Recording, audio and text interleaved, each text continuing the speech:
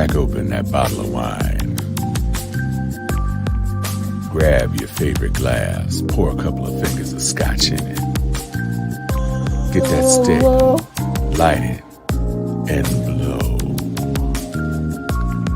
It's time to hang. With steel, sharpened steel. After dark.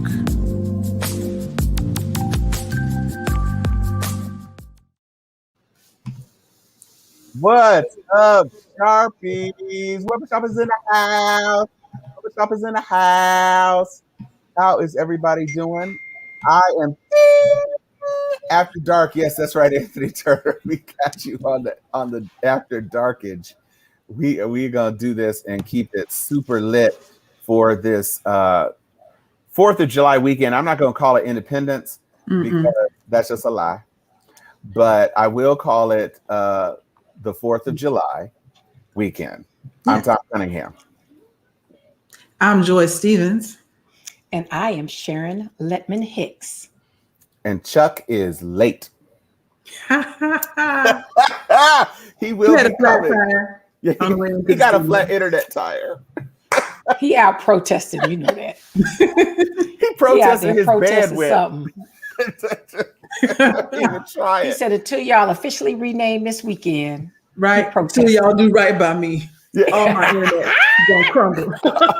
All your internet's gonna fail.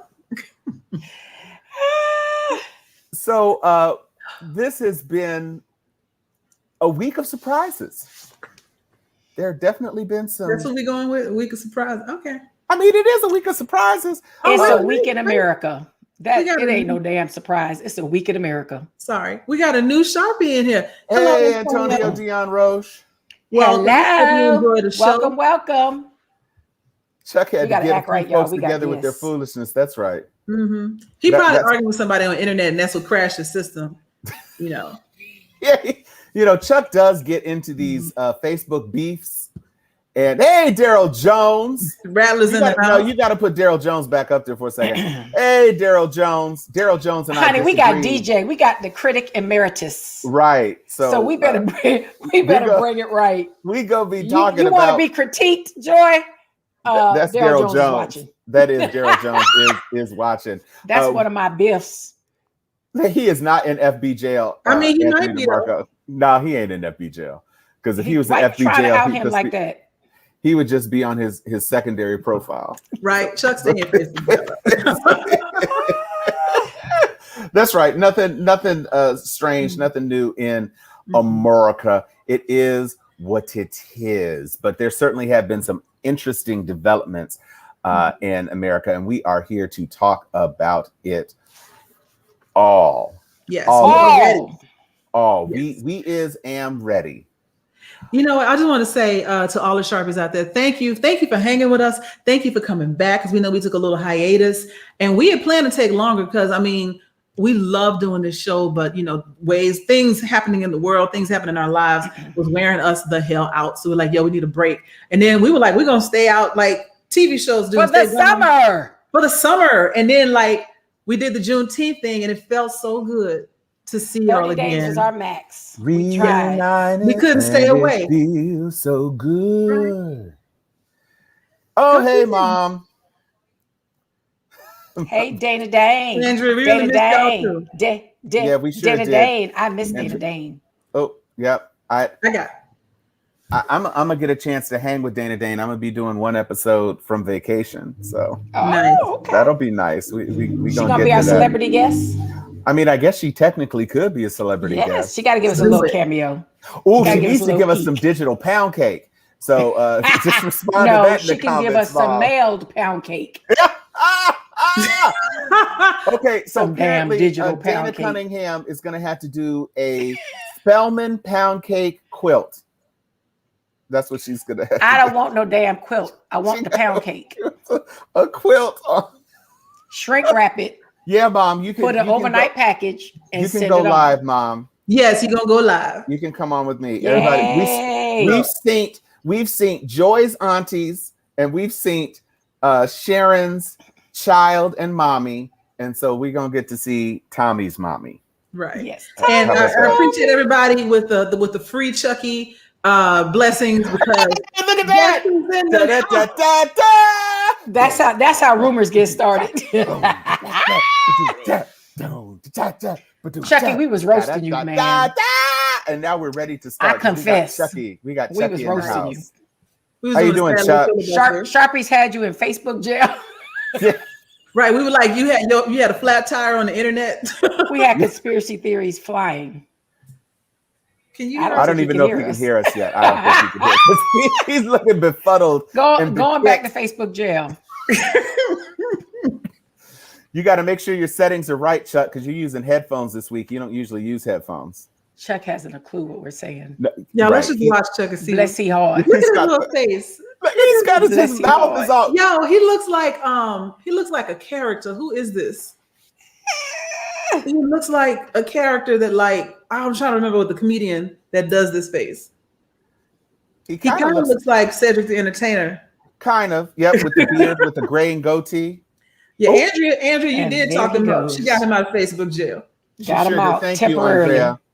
Temporarily. Okay, we're gonna go on and get started. Let's hit it. Let's go ahead and get started. This has been enough vamping, and we know he's in the house, so he's close. Mm-hmm. So first up this week, in terms of 2021, we've been tracking important passings in 2021.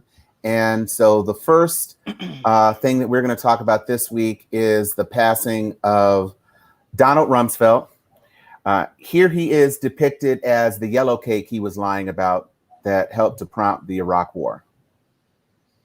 And what is a known is that there was known yellow cake that actually existed in Iraq.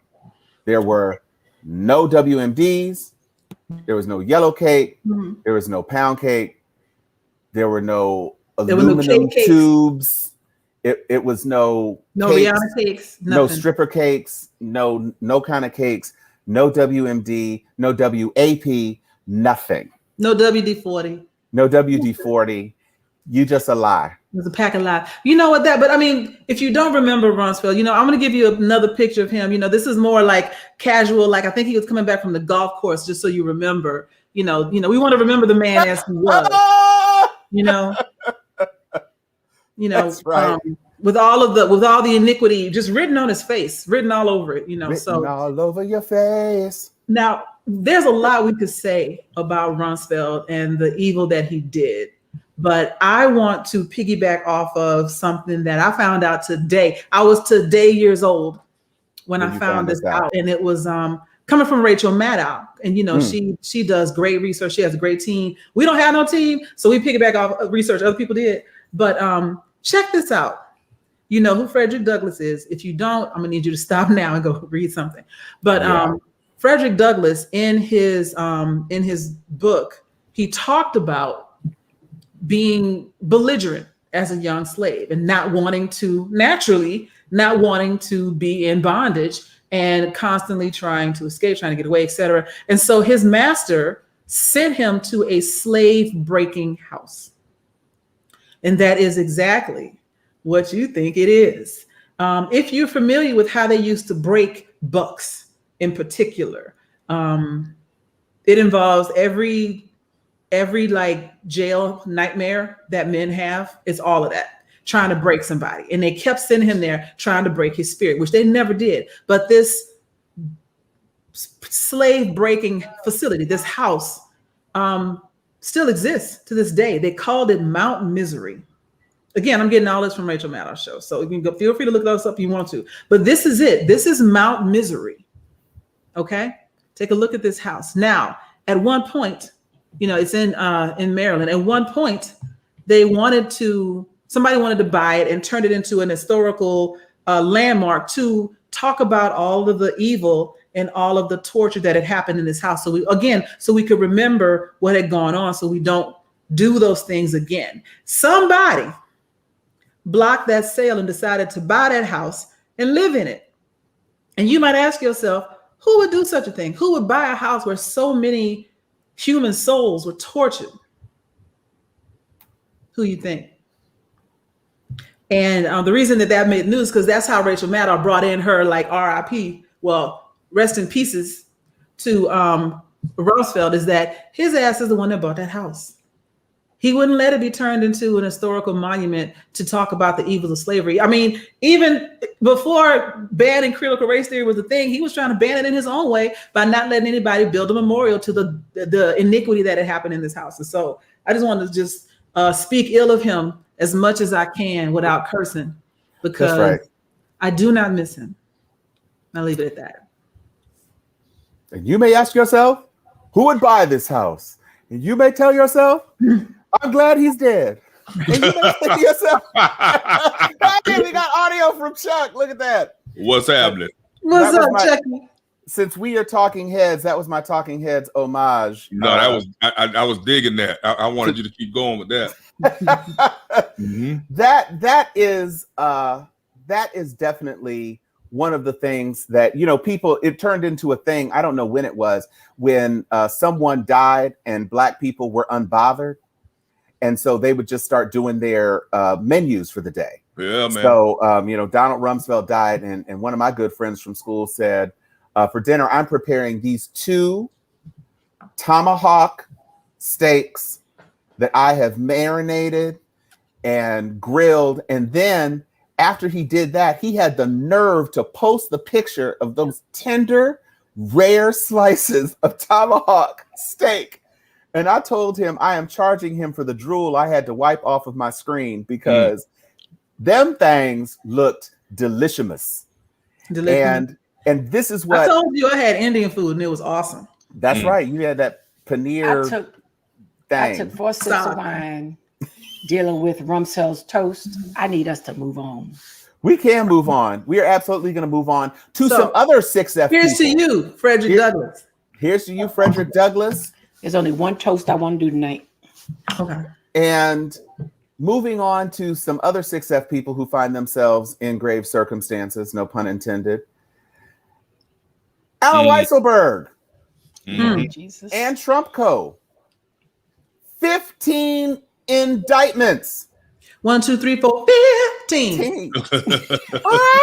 15.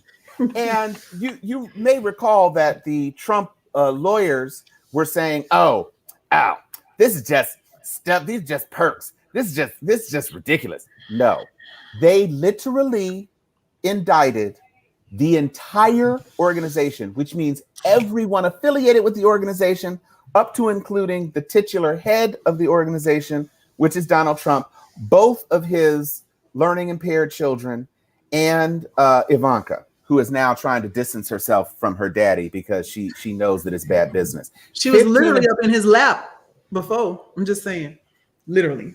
Yeah, and he was grasping on her. So, Chuck, I want to throw to you on this, because there's been a lot of speculation about some people saying, oh, well, it doesn't seem like there's a whole lot of meat. It doesn't look like Trump himself is the target of this. It doesn't look like this is a whole lot of weighty stuff. It's only so much in the way of possible fines and this, that, and the other. What do you think about the nature of these indictments and what it will mean for the former one-term president? Absolutely. Good evening, everybody. I'm glad to be in this number one more time, like I'm in church here this evening. Sorry for the technical difficulties. Computer wouldn't let me be great, but glad to be here with you.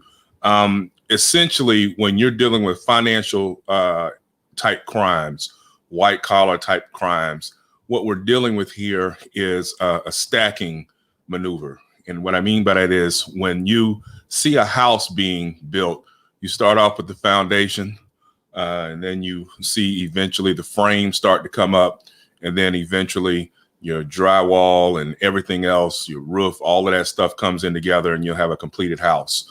I would say at this point, you've got the foundation poured at this point in time, to use that analogy, with Weisselberg being indicted this week and with the company being indicted. Now, a lot of people were saying, how can a company be indicted? Well, when you have a company being indicted, a company can't go sit in prison, of course, right? So what that ultimately will entail is some type of very heavy, stiff fines that you'll see the company being having to pay at some point in time.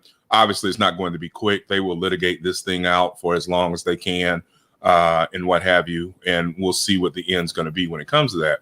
But when it comes to Donald Trump, because I know a lot of people have been opining this week, like, well, okay, Weisselberg is cool. Indicting the company is cool. But when are we going to see the bracelets put on President Trump? Well, that is what Cyrus Vance and Letitia Adams and them are up there trying to get done up there in New York in terms of building the foundation. And when you indict someone like a Weisselberg, it's important to know who he is. He has been with the Trump organization for the better part of a half century. He was in his early 20s when he started working for Donald Trump's father in the real estate business. He has been an intimate partner in all of the financial interactions of that company for the last 50 some odd years, since 1990, when Donald Trump himself took over the primary day-to-day control of the company. This has been his right-hand man, a person that Trump has boasted often that he trusts 100%. He sent out a bunch of signals this week saying that he trusts that Weisselberg will stand tall, essentially. But what it comes down to is Weisselberg is 73, not much younger than the former president himself. And so now that he has been indicted, the question will become, I don't know how many of our Sharpies were Wire fans, but if you go back to season 1 of The Wire, right, when D'Angelo got arrested there at the end, and his mom and Stringer Bell and all of them were trying to impress upon him that he needed to stand tall for the Barksdale organization. Well, at the end of the day, it's tough when you're the one that has to do those years. And we all know, if you're a Wire fan, what ultimately happened to D'Angelo. If you haven't watched The Wire, I just spoiled it for you, but it's still a compelling watch. So you should go and watch all 5 seasons anyway. But at the end of the day, Weisselberg is the person who would have to do those years. And I'm not so sure that at 73 years old, he is going to not want to cooperate at some point in time. It's real easy to pop off and have his lawyers talk tough, and we're going to take it to the door and we're going to fight it with all we have. That's what they're supposed to do. I would be doing the same thing if I was in their shoes right now. But deep down inside, he has to be thinking, as do they, what can we do to keep this man out of prison for essentially the rest of his life? So to borrow another popular entertainment homage, you remember in which one of those Batmans was Heath Ledger was the Joker? Yeah, that was Dark Knight. He's a squealer. I can look and tell I can look and tell that this guy is going to go tell everything that he knows at some point in time to keep himself out of prison. Well, to Anthony Turner's point, I am not sure as much that the pressure is on himself, although I'm sure he's feeling the pressure. To me, the pressure is on his kids. Because it's not just him. The people who are also getting a great deal of benefit from this unreported income, which leads to tax fraud and everything else, were his kids. And you talk about 10 years or 15 years of $1 million apartment that should be income, and $50,000 a year per kid for private school in New York. You're talking about hundreds of thousands, if not millions, in unreported taxes. And it didn't take that much to send Wesley Snipes to prison. Indeed. So you've got an entire family of folks. It's not just me, dad, take one for the team. It's son, take one for the team. Nephew, take one for the team. It's all these teams being taken. And Eric and Don are in that same boat. And let's not forget, there's also a former daughter-in-law that's singing like a bird. Daughter-in-law been told she don't give a damn. She daughter-in-law, this singing like a bird. This many is how many she gives right now. Right. So this is going to be interesting. It's going to be interesting. And the thing to me is that we haven't even gotten these indictments that Vance is doing. They don't even touch the tax fraud on the undervaluing and overvaluing. And they don't touch that $20 million estate in upstate New York. I guess that's Letitia's bailiwick. But all of that is still yet to come.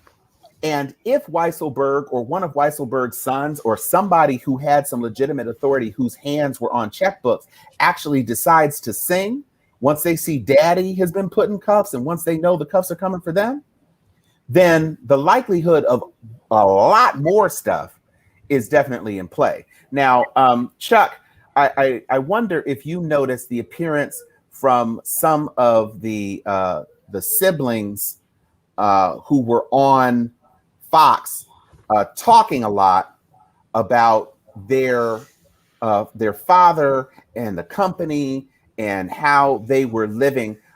We have a special guest on the show today who can shed a little light on what happened during those interviews. And I'm just curious to see what your take is on some of the testimony.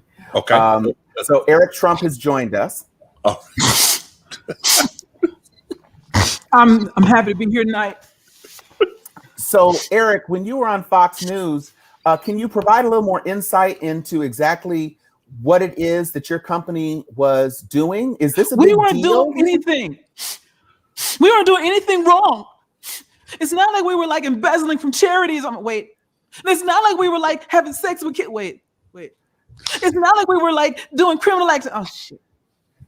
We were living clean, with clean living, with decent people. I don't know what these folks are talking about. My father has never told a lie in days. This morning. Lied to me. I'm not even his child. My father is a good man. And we lived clean. We didn't steal anything. We didn't embezzle. We didn't what? Don't talk about the embezzlement. Okay. But still, I want you all to know that my father is innocent. We are all innocent. My brother is innocent. My white sister, the girls are innocent. All of us. So, all of us. Now, Chuck, as an attorney, is this the sort of testimony that you would have one of your clients, just as indictments are handing down? Would you advise your clients to go on 2 national television programs and admit to specific amounts of financial fraud and tax evasion? Absolutely not. But again, Mr. Trump, good evening, Mr. Trump. I don't know if you need a few minutes to go hit that 8 ball. One more time. Yeah, go ahead and get a couple more hits because I have a couple questions for you. Look, yeah, okay. All right, wipe your nose. Yeah, okay. It's not like I'm doping. It's not. I understand, right? That booger sugar is real. With that in mind, who actually advised you that it was in proper form to go on to Fox and Friends or wherever and discuss these matters that ultimately could come back to bite you? Should you have to face your day in court? Look, I don't bite, okay? Nobody's biting me. I don't bite styles. I don't bite lyrics, biting on my style, sitting around biting on the ice like a crocodile. I don't bite. And so I don't know what you're saying. And all I'm saying is $3.5 million. What is that? It's like a car, right? Like that's what a car costs, I guess. I don't know. But still, it's not a lot of money, right? It's like pocket change. This is what I had in my pocket. And so I don't understand why people are so upset about things. We clean living. We live clean. All pure. We live 100% Bolivian pure. Wait a minute. What? No. Don't Yeah. I feel you. Yeah, I understand. So Tom, back to the point at hand. No, I think that what Mr. Trump here is expressing is where we are in this country, which is fake news. Yeah, right. And they aren't intending to fight this out by conventional means in the courtroom. These are the ones who will send their minions to the courthouse to break in with the Confederate flag and what have you, and hang the judge and all of that other stuff. So I am not anticipating that y'all are going to go down easy. Let me just tell you, I know how it's going to go. Sorry to interrupt you on your little show here, but I know how it's going to go. What's going to happen is we're gonna go to court, and then we're gonna, like, my dad knows all the judges, and we just make donations to their foundations or whatever, and then it'll all be good. I don't even see why we have to go through all of this. That's how we do things. That's not illegal. So what you're saying is that you're talking about bribing federal judges. No, I'm not. We don't bribe. Hunter Biden bribes people. We are talking about just giving them gifts so that they're nice to us. That is not the same thing. So you're asserting your constitutional privilege of the Hunter Biden Dodge defense? Hunter Biden did it. Hunter Biden stole my bike when I was 9. Okay. You understand that is not actually a legitimate line of defense for the charges that your company is facing, yes? What? What do you mean? Mr. Trump, are you having some connection issues, or are we about to lose you? Hang on. So we can't pull like footage of Hunter Biden in our trial, like No, and we can't. I cannot. And your father is no longer president, so he has no pardon privileges either. But no, he's coming back in August. He told me. He said he was. I understand that, but since that's not going to happen, I don't think it's going to protect you. But thank you for joining us, Mr. Trump. It has been an invaluable experience in the mindset, well, such as it is, of members of the Trump family. Please, you're welcome to come on the show anytime you care to. Remember these two words: protective custody. Protective custody. He said, "MAGA." Yeah. Okay. Y'all are crazy. Joy, you missed Eric Trump on the show.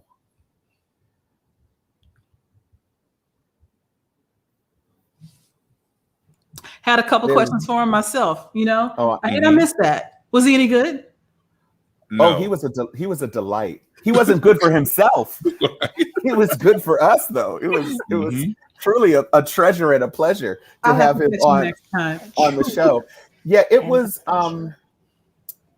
The Trumps. I'm gonna close out on the Trumps on the thousands of people that attended his rally in a cow pasture in Ohio.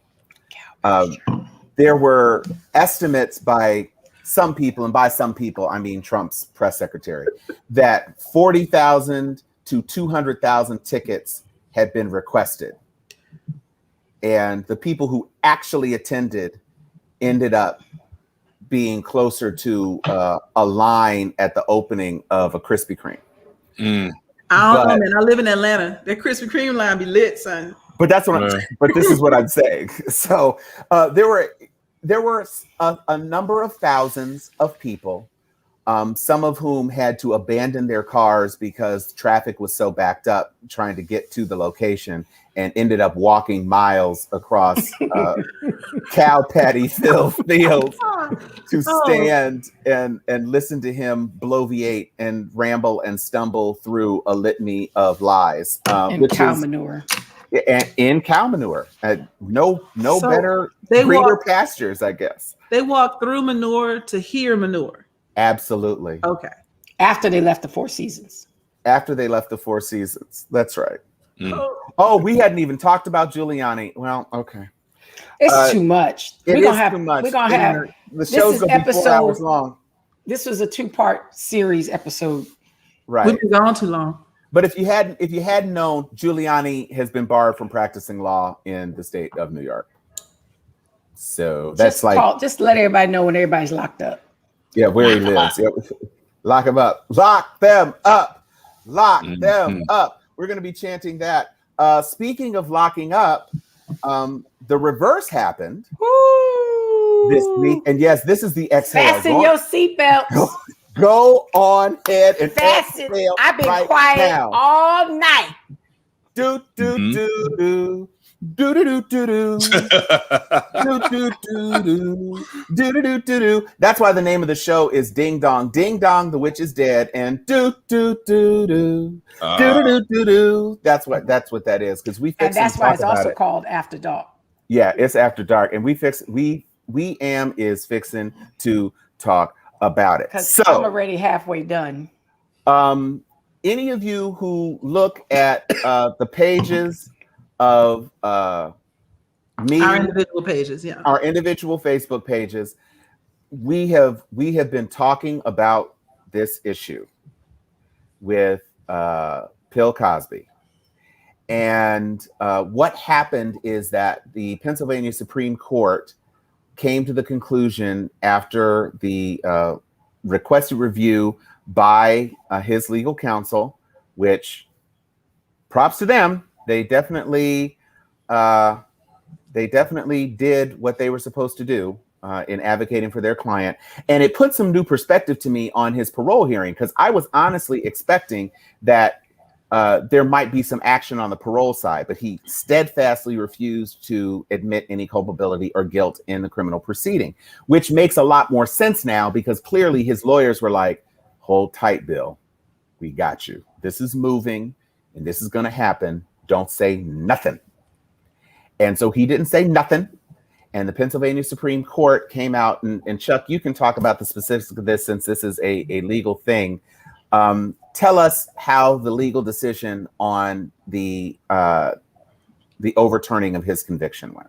Absolutely. What's interesting is, Tom, in the lead in here, you hit something right out the park, that when he refused to discuss what, any guilt at the parole hearing, many of us who were just sitting and watching over the last few years figured that with him being 83 years old, he didn't get out last year due to COVID-19 because of the fact that he was in prison for what is a violent crime. And so that was a specific exclusion up there in Pennsylvania for early release for COVID. So with that in mind, thinking to ourselves that, hey, if there's a chance for him at 83 to get home, he would go in and, much like Shawshank Redemption, I'm on pop culture tonight, real heavy. Shawshank Redemption, Morgan Freeman's character, where you go in and you're like, hey, I'm reformed and get on out of there.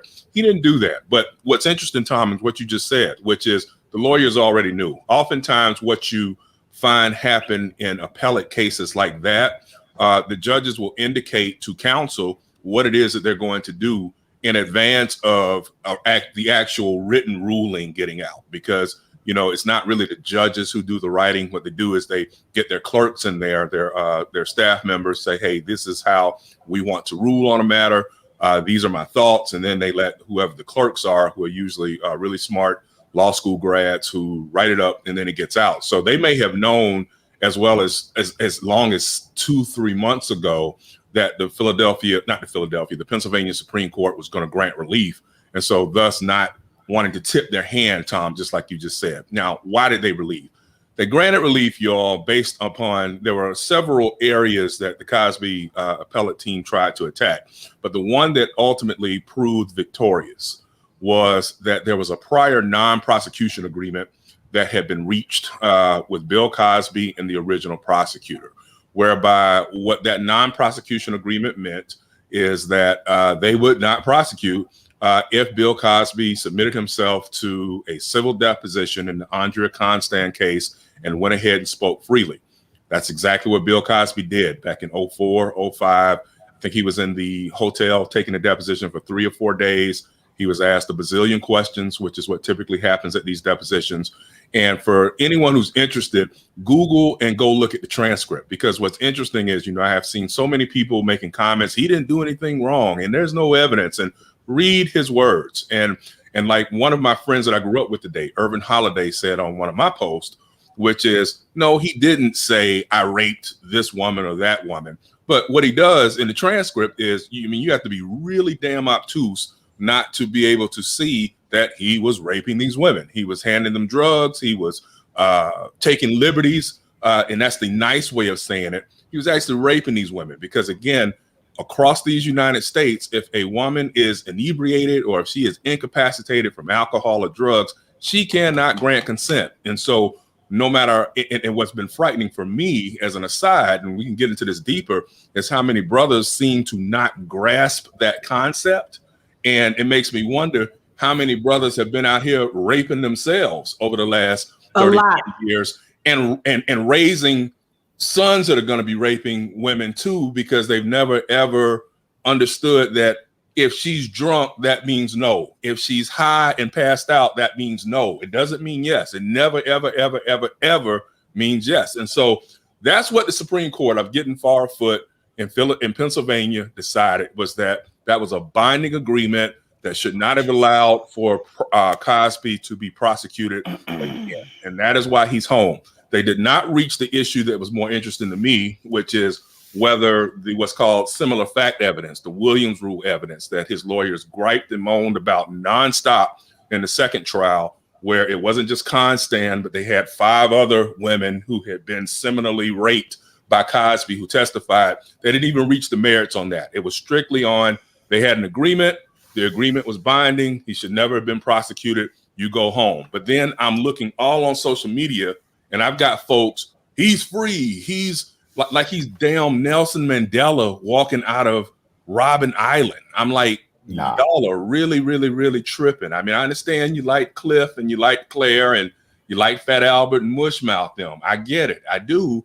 But at the end of the day, they have made a martyr out of him. This is all miscarriage of justice. And he was innocent. He was not innocent at all. He was not found not guilty. Absolutely. He was not exonerated. Not at all. But Sharon, I hear Sharon's breath coming out her nostrils. So Sharon, you said you've been waiting. So go ahead. Get him. Go off. Go that trick. Go slap whoop the that fuck trick. Get him. He said, whoop that trick. Lord Jesus.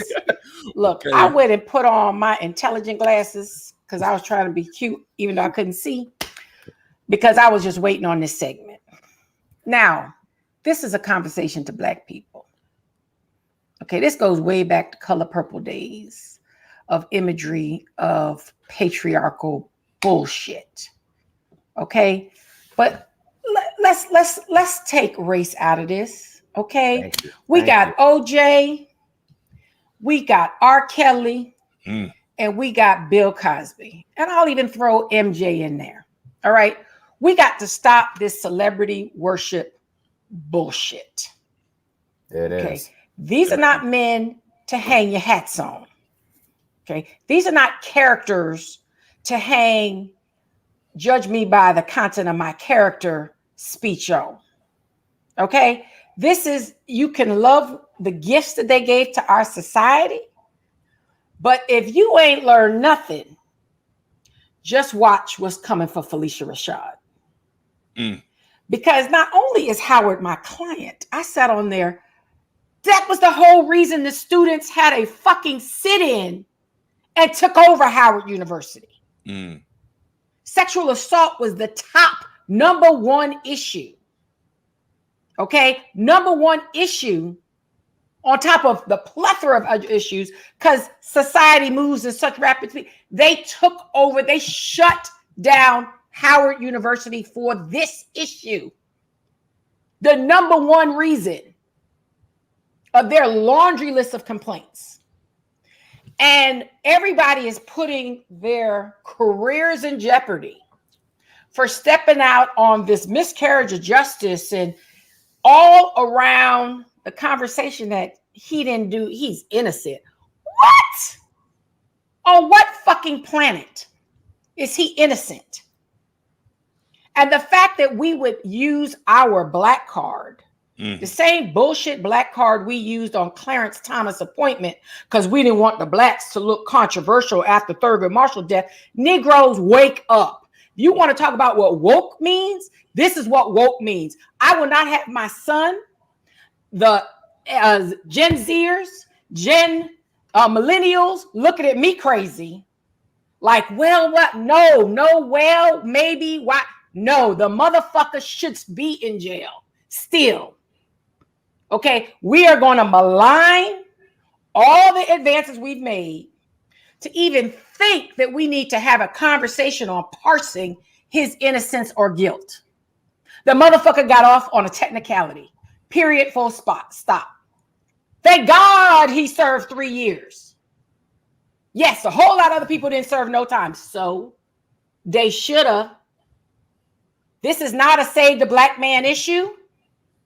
Do not demonize the death of George Floyd and Trayvon Martin and Michael Brown in the name of motherfucking Bill Cosby.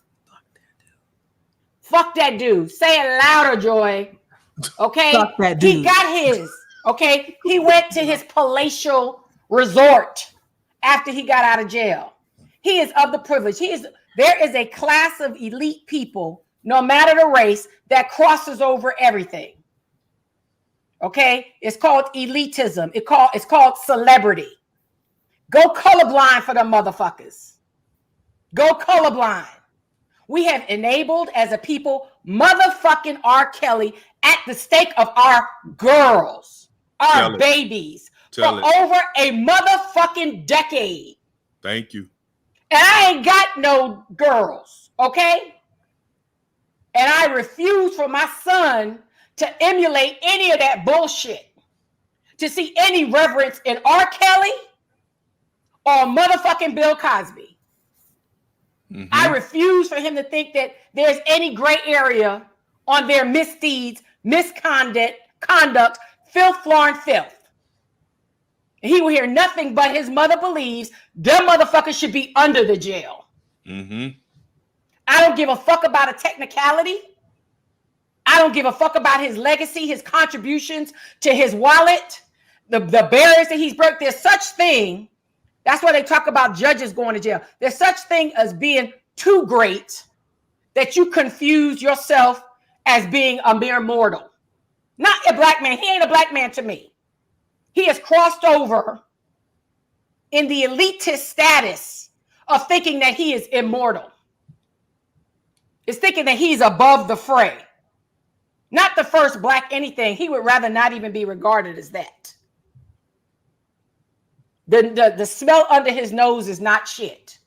He thinks his upper lip ain't nothing but motherfucking roses. Mm. Okay, we need not be confused. And all the old timers, the baby boomers and the World War II babies, that's like, well, let's keep our dirty laundry to ourselves. That's some bullshit. That's a disgrace to the real advances that we've made. That's a disgrace to the successes of people that's been able to keep self-control and able to be great without abuse. Raping baby boomer daughters. Right. Not only that, I'm sorry. Save me with the race card bullshit. Save it. Yeah. Stack it up for something more meaningful. Right. Yeah. Let his ass rot wherever the hell he's left. He's out, great. He's gonna take some of his fortune. He got generational wealth. Look at the obstacles of his life that he's been punished for simply because we keep giving his motherfucking ass a pass. I believe in karma. Okay? Look at the shit that has transpired in his life and don't feel sorry for him. That's called consequence because we failed to give him consequence. I'm done. You spoke a word. Doors of the church are open. Cash App, Aaron Letman Hicks. What's that Cash App handle, Reverend Pastor, Doctor? $ Sharon Hicks USA. Thank you. There it is. Nice. $ Sharon don't take no shit.com.org. There it is. I don't have a lot that I can say that she didn't so eloquently say, but somebody mentioned earlier how prevalent rape culture is on college campuses. Mm-hmm. And I can tell you that when I was in college, Spelman College, I love my college dearly. But I can tell you that every hallway of every floor of every dorm had a girl that on any given night was crying because of what had just happened to her. Thank you. And so to think that it was one isolated, she shouldn't have been in there. 2 o'clock in the afternoon, broad daylight on a Saturday. Yeah. So missing with this bullshit, what you doing up and why you out here dressed like this XYZ, it happens anywhere, anytime, all the time. And the fact that we keep excusing people, and making women think, why did I go over there to study? Maybe I shouldn't have gone over there to study. The fuck I'm supposed to be doing? I'm in college, right? Maybe I shouldn't have believed him when he told me he just wanted to borrow my books, you know? And then we make women, we gaslight the shit out of women, making them believe that their assault was their fault. And then making them believe that even if it wasn't necessarily their fault, they should stay quiet because we got to protect the Black man. Miss me with that bullshit. Because we are continuing to fail the very women that we always counting on to get us out of these elections, always counting on to save the country and all this other shit. Can we count on anybody for anything? Thank you. So don't come at me. Mm-hmm. Don't come at me with any sort of defense for R. Kelly, for Bill Cosby, for that motherfucker whose name I can't remember that did Birth of a Nation, Nate, whatever his Parker. Right. When I first read his story, I was like, he let his boy hit that girl off while she was unconscious. I knew exactly what it was because I've been there. Not me personally, but I've seen it happen. I've seen it happen so many times. What the fuck just went on with this room? Nothing. Everybody go home. Wait, what happened? No, we ain't gonna talk about it. What do you mean we're not gonna talk about it? You know? And so don't come at me with this. Tom and Sharon. Too often. Tom, I know you're ready to get it, but Tom, let me just add this. And I'm gonna shut up because I know you're gonna get a last word for real. Nuke, Sharon, Joy, and I just want to echo what Joy just said. In some of our spell house groups, man, it is World War III going on up in there. The insensitivity that some N-words are displaying in that group has gotten some of us so heated to the point that when the Rona is over, you know, I'm looking for some motherfuckers. You know what I'm saying? Like, I want to see you at the tailgate and see if that fuck shit that you just said is some shit you're going to say when you see it in front of me. Because, again, I'm pushing 50, but will still swing on a motherfucker and still got it, if you get where I'm coming from. No question about it. No question. Okay? So with that in mind, Joy is absolutely right. These dudes, I'm like, who are these? Like, who are y'all? Like, you know, I even saw one post, Joy, yesterday, and Tom, I'm going to go with this, where one brother was commenting, Bill Cosby got a life sentence in 96, when his son Enos was killed. I was like, really, motherfucker? You really gonna use the tragic death of Enos, our Morehouse brother, to somehow absolve his father of scores of rapes? It just defies credulity, bro. Go ahead, Tom. Before Enos was born, though, it went back to the 70s before he had a son. And let me just say this, because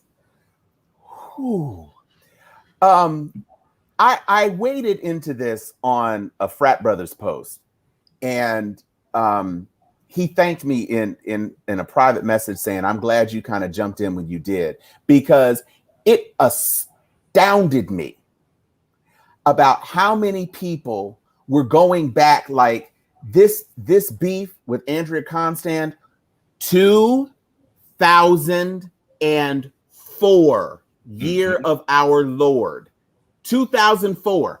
Everybody was talking about the 70s. Oh, Quaaludes were legal in the 70s. That's what everybody was doing. No. Some people actually engaged in sexual contact without incapacitating drugs, like you're supposed to. Thank you. And by the way, even if it wasn't prosecuted, it was still rape back then. It didn't just become rape in 2004. It was always rape. It's just that back then, women barely had any chance, much less going up against a TV star, a movie star. If you even so much as knew the dude, they throw the case out. They wouldn't even try it. I mean, it was just, this is Bill Cosby. You know, Bill Cosby, who was a member of the Playboy Club, and Lord knows how many of those bunnies were attracted to fame or whatever and found themselves in positions where they couldn't get themselves out of. All of these men, these black men, talking about, oh, Bill Cosby didn't need to drug people. First of all, come on, rapists don't need to do anything but rape. Whatever they choose to do is what their methodology is to get that end. It's not about, oh, Bill Cosby is a celebrity, and so Bill Cosby didn't need to drug. He preferred women near unconscious. That's what he preferred. And so I'm looking at some of these conversation, no negotiation. I don't want to hear any. I don't want to talk. I don't want you to move. I want you barely breathing. I don't want any resistance. You take this Quaalude, and for y'all who watch The Wolf of Wall Street and saw that scene where Leonardo DiCaprio was damn near in a coma off of 2 Quaaludes. Yeah, man. You can't tell me that you honestly think these women were offering their consent, even to a celebrity, a famous person. Yeah. And talk about, you know, there was a dude in my mentions talking about she was chasing the bag.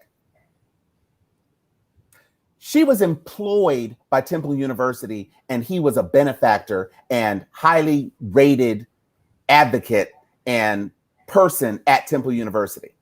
And I said, if it was a male coach going over to his house for some beers, nobody would have said anything about that. But because it's a woman, all of a sudden she was trying to get something. She was trying to get mentorship from a person she thought she trusted. That's what she was trying to do. How about that? This is how some of y'all look trying to defend Bill Cosby. This is what y'all look like. Damn. That's what y'all look like. Dude. Trying to say that that Bill didn't need to do something, or Bill, this, that, and the third. Some of y'all pretending like Bill Cosby actually tried to buy NBC. That is a lie. And so, plus which, so they didn't have to. And first of all, whatever he tried to do with NBC and everything else, first of all, after the quote unquote attempt to buy NBC, which was just fantasy and bullshit anyway, but he went on to another network and had another show. Y'all forget, Bill Cosby had Cosby. Yeah, on CBS. Years, whole nother network. Bill Cosby had not, and this is my point, he had not diminished. Nothing had happened with him except he continued to rape women. That's what happened.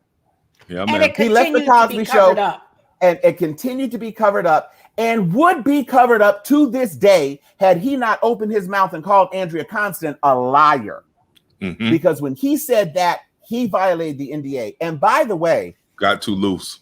That's why the prosecutor thought they had grounds to invalidate the NPA. True. Because the NPA was bound to the NDA. And when he violated the NDA, they figured, oh, well, all of that went away. Mm-hmm. And the PA Supremes disagreed. But the whole point is that if he had kept his pudding pop filled mouth shut the fuck up, we'd never know. He'd never have been in prison, because Andrea been in Canada.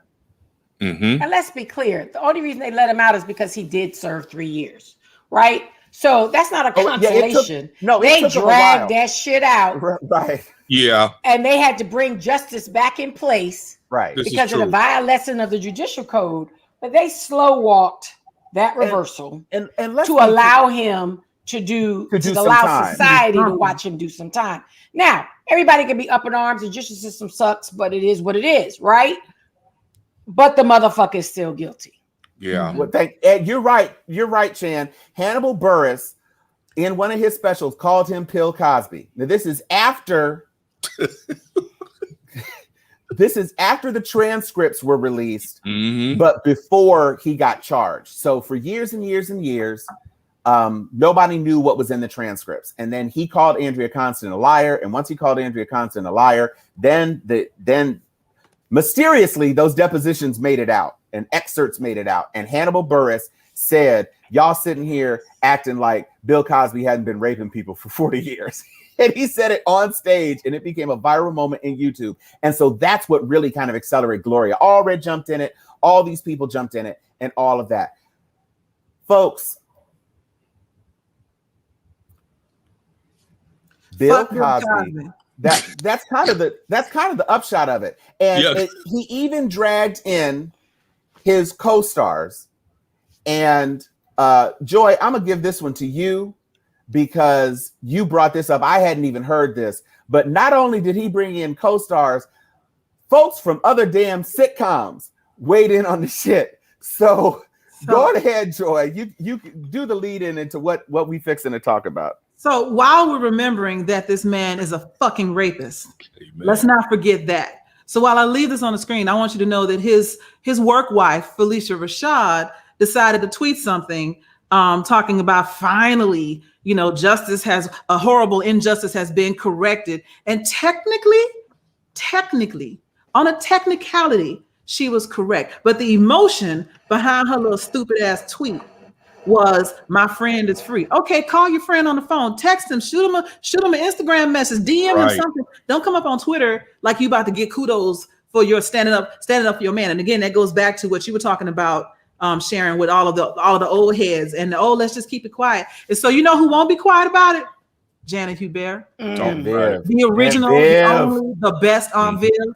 So Janet saw the bullshit that, and I'm cussing because I want to. Janet saw the bullshit that Felicia had written about Bill, and she was like, "What were you thinking? I don't know you, but to say this was terribly wrong." Everyone knew what he was doing back then. How could you not? Get your umbrella, sister. Here comes the shit shower. I am outraged that he has been released. Yes, he is an old ass guilty man. And then she went on to say, I would have said he's old, he's out, and I'm happy for him, but still guilty, saying what she would have said in a tweet. I know 5 women who have not come forward. Enough, y'all, we know better. Powerful men do wrong things, black or white. And that's the point that I want to get across. He was powerful and he did wrong things. And so miss me with the bullshit of, oh, what about Weinstein and what about Woody Harrelson? They asked me to be in jail too. Well, Weinstein's already in jail. He doesn't deserve to go to jail. Yeah, Roman Polanski. Yeah, all of Oh, and let me just speak. I'm sorry. I got to speak to this this whole concept of miscarriage of justice. Yeah. It was a violation of his constitutional rights, but it was not a miscarriage of justice. Justice is an amorphous, esoteric term that is a measure of moral right and wrong.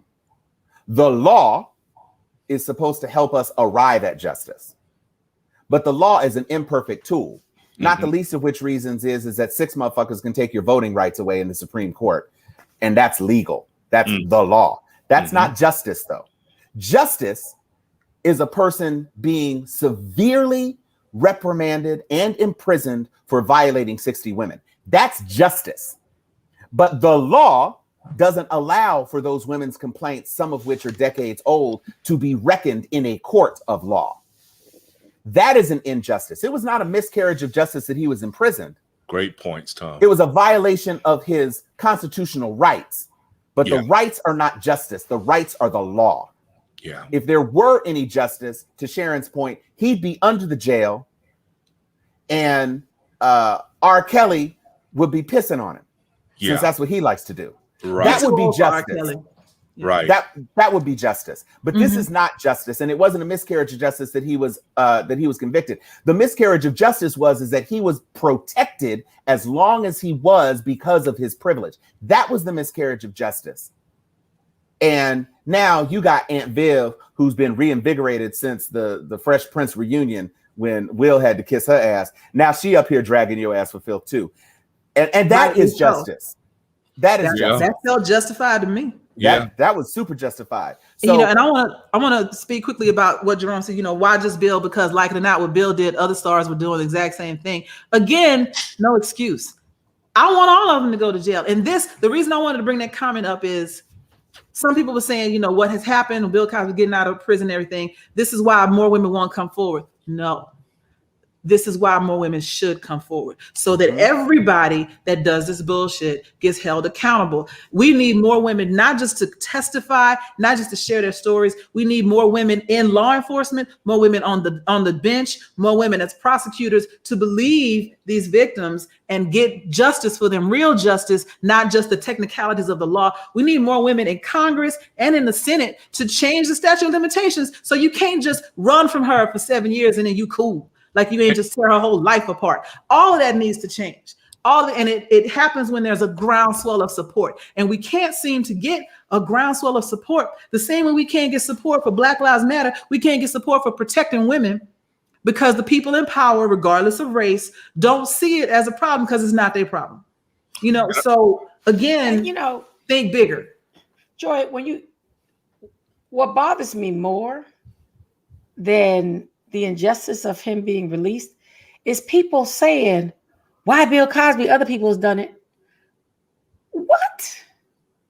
All the motherfuckers need to be in jail. Hold on. So it just every time somebody says, why him? So and so. What are we talking about, people? Jerome, what are you trying to say here? I don't know what Jerome is trying to say. Dude, but Joy, this is an assault on womanhood, period. It sounds to me because wait, hang on.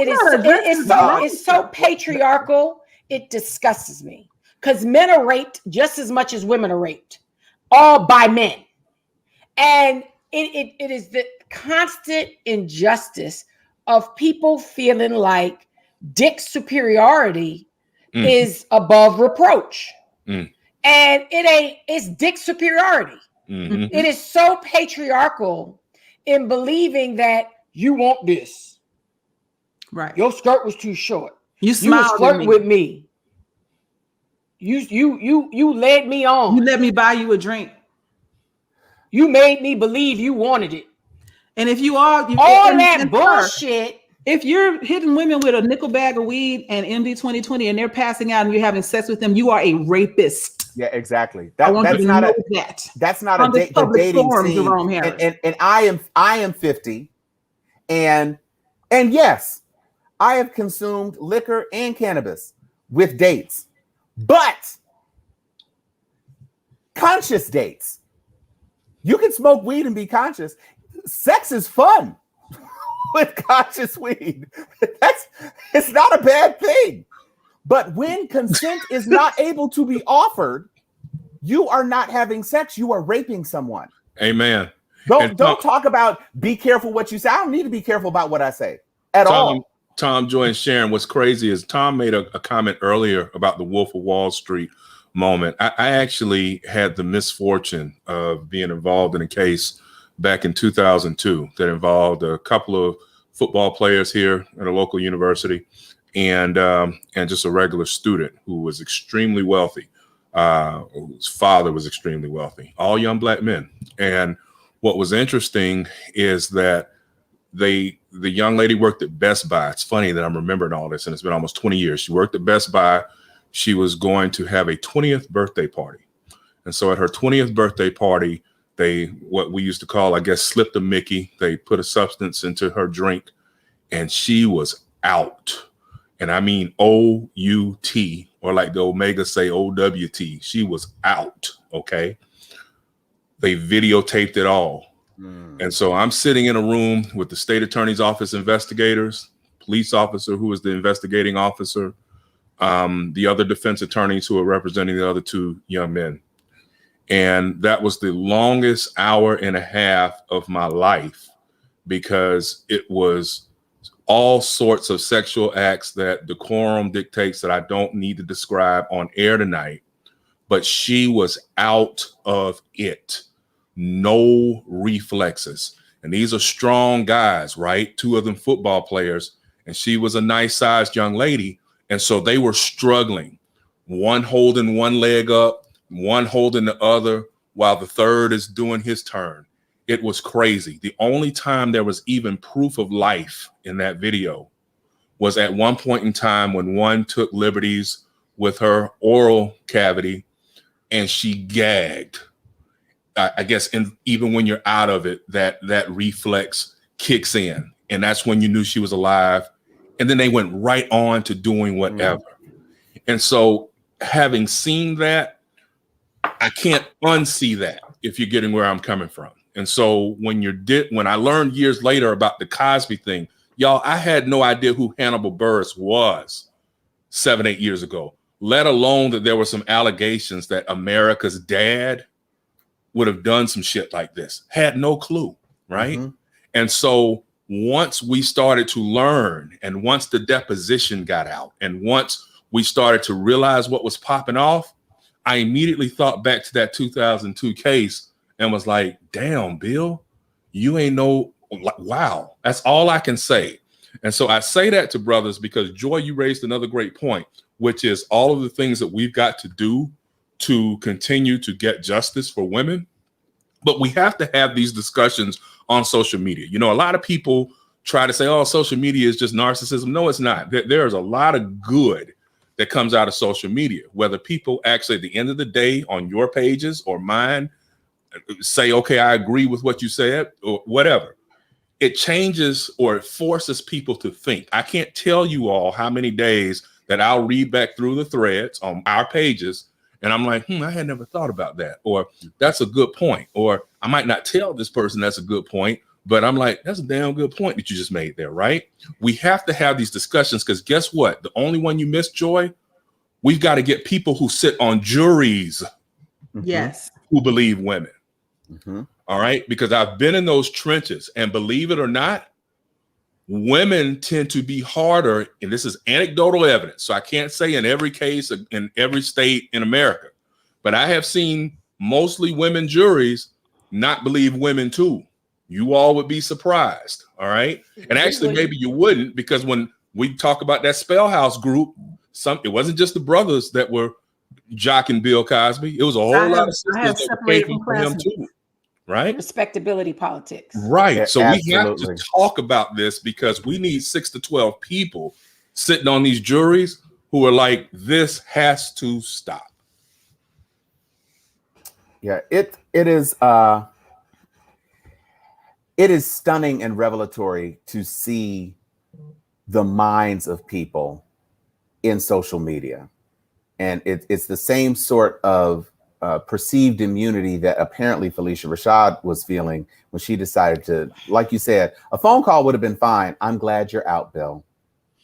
You didn't need to, with a highly public position at an HBCU, newly granted, to Sharon's point, which has had challenges, horrible challenges with rape culture. You ain't need to say all that. And to see people defending and it astounds me. And it's amazing. People sitting here, he didn't say he did that 30, 40 years ago, blah, blah, blah, blah, blah. It's 2004, though. It's 2004. He said in his own words, I did not seek permission and I did not stop. You are describing rape in your own words. The rape of Andrea Constant. And all these other things that you were talking about, Quaaludes. And by the way, people talk about, oh, Quaaludes, 84, he's out of Quaaludes. First of all, Quaaludes are not banned everywhere. And if you're Bill Cosby, you can damn near go to England or South Africa and get you some Quaaludes and bring them back. And ain't nobody going to check your bags because you're Bill Cosby. So don't be confused. He had plenty of opportunities to refresh. People talk about he gave her Benadryl. You don't give a person Benadryl to make them relieve stress. That's not what Benadryl's for. Now, she was congested, had an allergy, fine. But don't say he said he gave her Benadryl. He said he gave her 3 pills. And even if he said he did give her Benadryls, he could have been lying. And we ain't talking about just one person. We sure aren't. We're talking about 60. Shit. Talk about Beverly Johnson, for God's sake. Yeah, benefit of the doubt is 1 or 2. When you get to 69 or 70, no, dude, that's what you do. Nah. Yeah, that's what you do. Yeah. Nah. Yeah, serial predation is what that's called. Serial predation. Fuck Bill Cosby. There you go. And we can turn the page onto the next. Thank you. I'm glad we are, because I need something that is more inspiring and special in my life. So can we talk about a little bit of Olympic Black Girl Magic, please? Yes, let's do that. Yeah. So this is Allison Felix, famously dropped by Nike because she was pregnant with the child she is now holding. Got her own line of stuff, proudly displays her C-section scar, and fast as hell. Fast as hell. And she's sitting there with her little baby. Her baby's looking at her mama's forthcoming gold medal, I guess. I don't know what to say. That is, look at the joy on Allison's face. Looking at her baby. And all these years later, still wrecking shop, killing the game. Also killing her. Go ahead. Justice. I'm saying, I love it when she got dropped and she's like, I couldn't find anybody to even sponsor my cleats. So you know what? I make my own line. Got my own clothes, my own cleats. Now what? Bam. What you gonna do? Thank you for dropping me. Yeah. What you gonna do? Thank you for dropping me. Exactly. Right. So I can cut out the middleman. You know who's not dropping anything? Shot putter Jessica Ramsey. Now, she's not the onlyest shot putter who knocked the world on its ass this week, because there was another shot putter whose nom de guerre, her sobriquet is Hulk. She wore a Hulk mask that covered her gold fronts. And that sister, she hurled the damn shot put, and people was like, ah! And then Jessica said, nah, I'm sorry, sis. She did a 3-point turn. When I saw that sister's form, I was like, okay, so basically we just need you to be throwing cannonballs at violent offenders. Or, right. You know, she's on the defense team. throw cannonballs at Bill Cosby's house. Because, yeah, really though. Because both of these sisters be throwing things. That's what they are doing. They throwing things is what they're doing. And so, you know, you look at all of the things that are happening in the world, and the Olympics are coming. And all I have to say is be safe, Olympians, please. That Delta variant is no joke. Just please be safe. Yeah. Don't get into the standard Olympic shenanigans. I know all those perfect bodies, all those healthy athletes, and y'all gonna be inclined to engage. Please don't be engaging. Just throw your things and run your things and jump your things and do all that sort of stuff. Please. Go home. I don't want y'all to be on the plane coughing and shit. There's one like Twitter comedian. I want to say it's Ryan Ken, the one that brought us the oops and the racism. Oh, yeah. And he was talking about checking in the Olympians. He goes, okay, now if we could just have all the Olympians here, we want to let you know before anything gets started, please try to be safe and try to wear. Oh, you're already. Oh, okay. Okay, we like they already banging in line. I was like, that's clearly. Like, oh, you could have waited. Right, because you. Oh, you're already. Okay. Yeah. Yes, her thighs are spectacular. Yes. Wear a mask while you bang. Do that. Right. Put a mask on your condom. Gang, let me ask y'all though. I know Brother Tom wanted us to end more on a high note, but have y'all been as disappointed as I've been today to see people going in hard on Paula Sha'Carri Richardson? I mean, Sha'Carri fucked up. I mean, there's no question about it. And again, since we're after dark, we're using all of our words, both SAT words and our not so SAT words. But right, she messed up. But her apology today was about the best full-throated, beautiful apology that I've heard in a long time. She owned it. Yeah. And after 4 years of listening to Donald Trump not take responsibility for anything and infuriating the Black community, it's tripped me out to see Black people today still like, oh, she got to learn a lesson. And she knew the rules. And man, I'm sitting here thinking to myself, like, boy, now I wonder back in the old times, like when slaves got picked up by the patty rollers, I'm wondering if some of the ancestors were on the plantation, like, well, yeah, he got what was coming for him. He should have knew better than to have ran. Yeah, and I'm sitting there like, y'all, extend some grace. When you fuck up and you apologize, let it go. Let it go. Like, quit dogging this child out. She is 21 years old, and her mother just died. And her mama just died. And she found out that her mother died in an interview from a reporter. Ooh, damn. Right. Well, and it should be said, it should be said, she is not excluded from the Olympics. Yeah. Right. She's banned for a month. Even though in the middle of the Olympics. Right. And they are already negotiating to bring her back. Exactly. She would likely miss. It is probably not possible for her to compete in the 100-meter dash, which of course is where everybody's been looking at her. But the 400-meter relays, she's going to be running a 100-meter dash anyway. So it's not like all of her gifts are going to be denied. And the other thing is that after Shannon and I had a conversation, because I was like, why is weed a banned substance? That wouldn't make her any faster. Right. Apparently, though, okay, when cannabis is in your system, it can mask the effects of banned substances. Okay. So it's not just a matter of, oh, you just say no.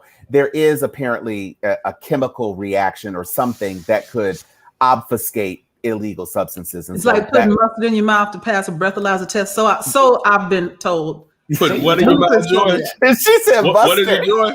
You put mustard in your mouth so you can pass a breathalyzer test. I got that from Ludacris. I never heard that shit. I'm gonna keep that's a a good one on me. It's funny though. It's funny. Yeah, watch somebody gonna do that. Somebody's gonna be like, shit, I better keep me some mustard in there. There's some mustard packets in the car. Right. And it says, say the alphabet and you spitting yellow shit all over the car. Yeah, we just gonna take you right to jail now. So do not pass go. I am just pleased, all of these outstanding Olympians. We talked about the HBCU track stars, the men's teams who are doing. It's a lot of people doing amazing things. Not to mention Simone Biles, who basically all of the gymnasts, every single female gymnast is like, okay, so am I gonna say I hurt my ankle or? Right, I'm just trying to get bronze. Can I get wood? Because Simone's gonna win the first 2 medals in everything because there's no chance I'm getting gold. So am I gonna have to Nancy Kerrigan, the Russian chick, or what I'm gonna do? That Chinese girl looks like she's been bouncing around a lot. Maybe I need to bolo her ass. I'm just saying, gold is taken. Yeah. all around. Gold is a lock. Yeah. Forget it. Look at silver. Look at rhodium, platinum, whatever. You're not getting nothing gold. Go and get that pyrite. Yeah, go get the pyrite. Mm-hmm. Go get you some gold spray paint. We know that's not happening. And we've got tennis players. We've got girl geniuses who are also Olympians. Track stars.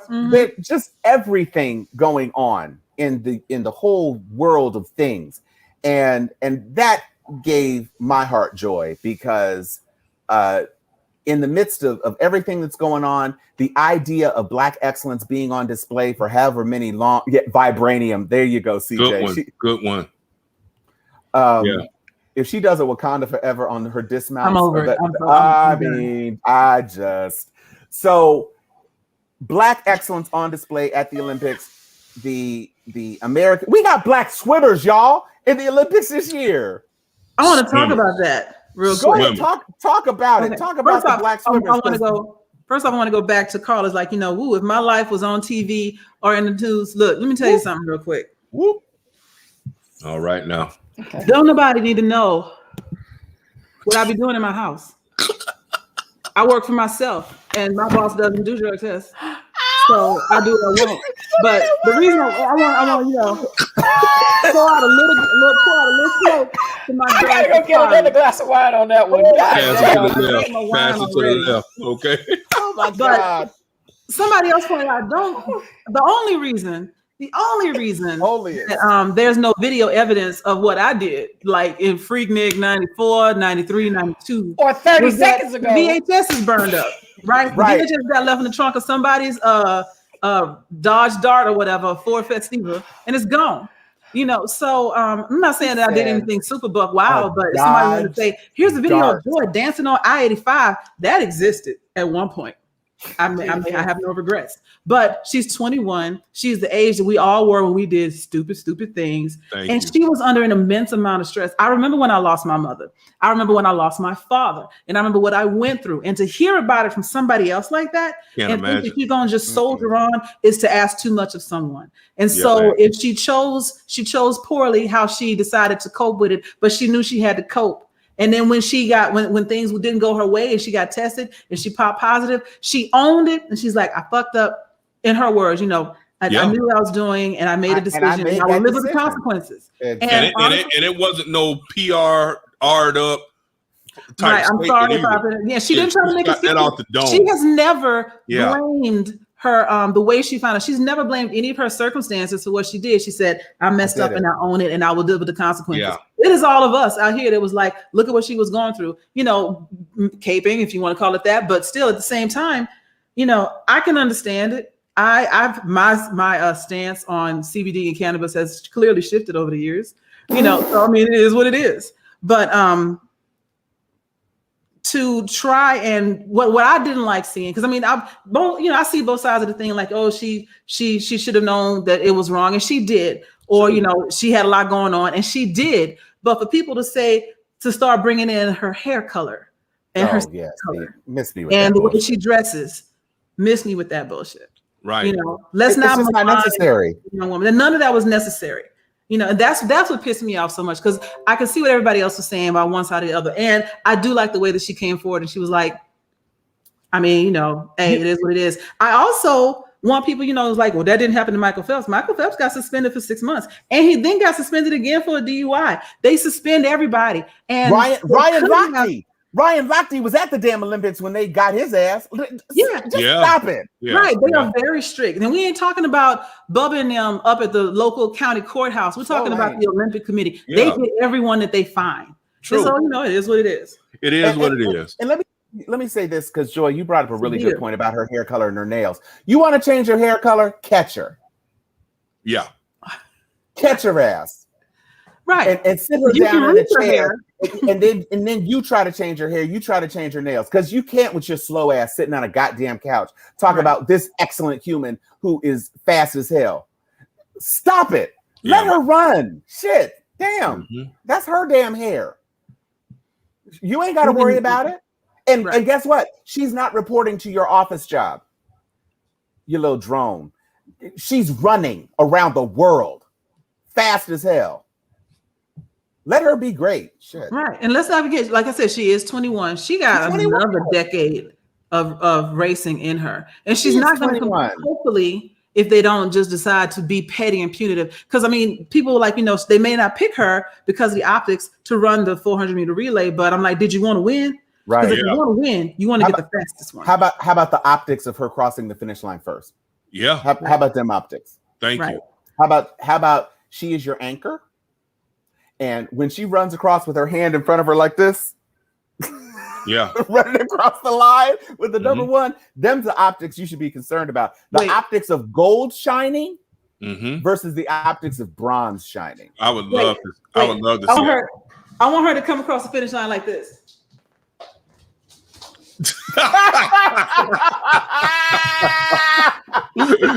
Joy, you a nut. Okay. Oh, but as I said, I can't. And you know what's interesting is with Nike, like having basically flubbed it with Allison Felix, right? And catching a lot of flack right now because Allison's doing her thing.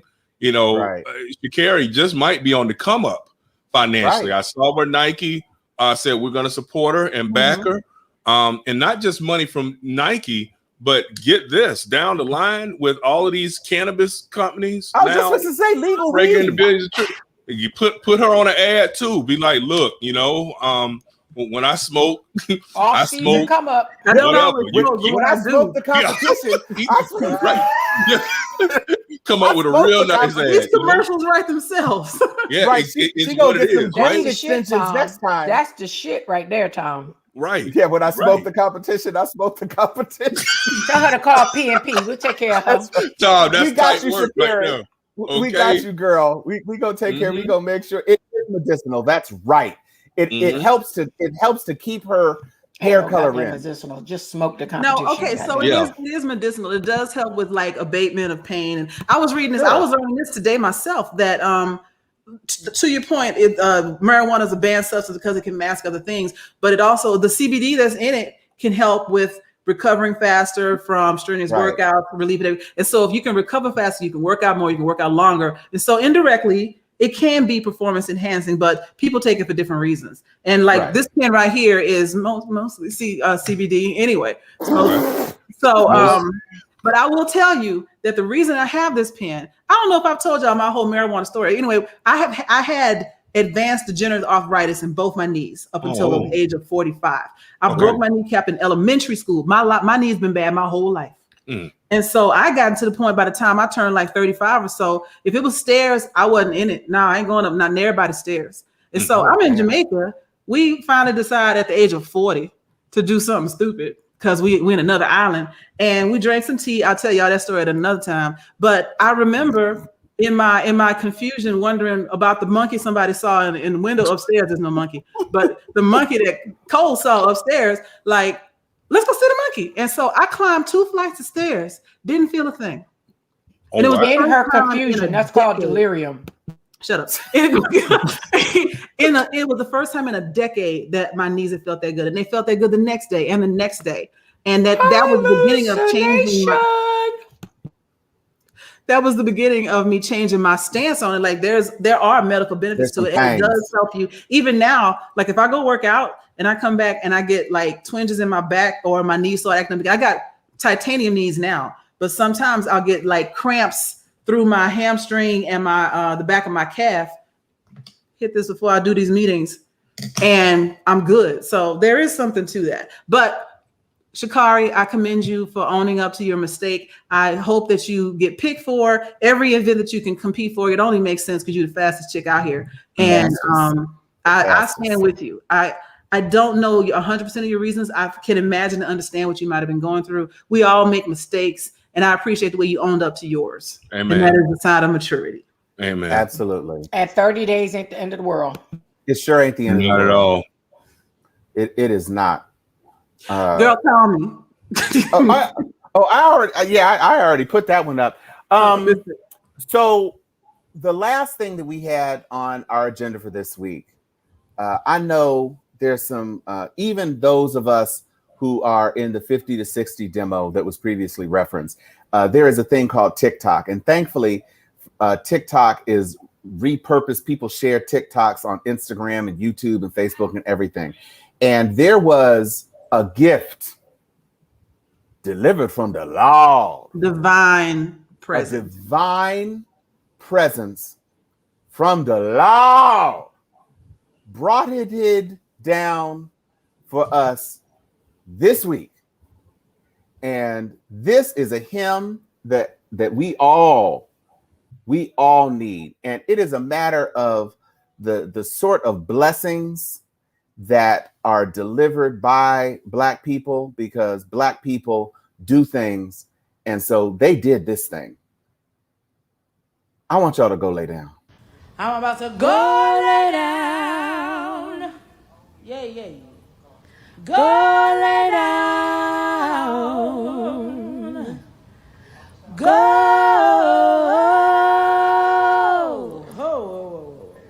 Lay down. I'm about to go lay down. I'm about to go lay down. Look at your neighbor and say, go lay down.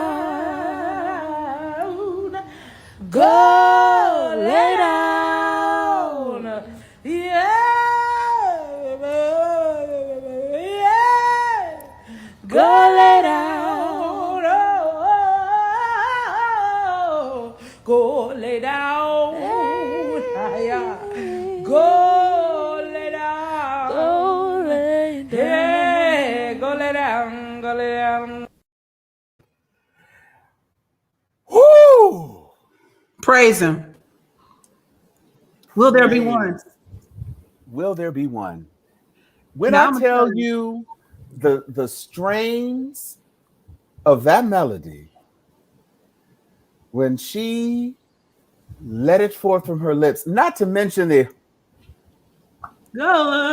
That's some old school. That is some old school training. When you sing with your whole neck, your whole neck chin, and face, your body, your teethus, your eyebrows, all of it. Go down. Now y'all know I'm already sleepy, and this ain't but hasten for the nap ministry. Hobbs, huh? Yeah, I'm like, I'm gonna wake you up for a second, Chuck, because this is a great segue. Yeah, That go lay down, mm-hmm. as beautiful it was, lets me feel compelled to talk about a giant. Yes. Who will be laid to rest. Oh man. Next weekend. Mm-hmm. That's right. Starting with appropriate tributes. 2 days before my birthday on June 24th. Mm-hmm. We lost a giant. Amen. We did. Someone so near and dear mm-hmm. to several of us, but to the entire HBCU nation. Mm-hmm. That's right. And to think of what he meant to our country, but particularly Black America, before all this wokeness was amongst us, before all this liberation.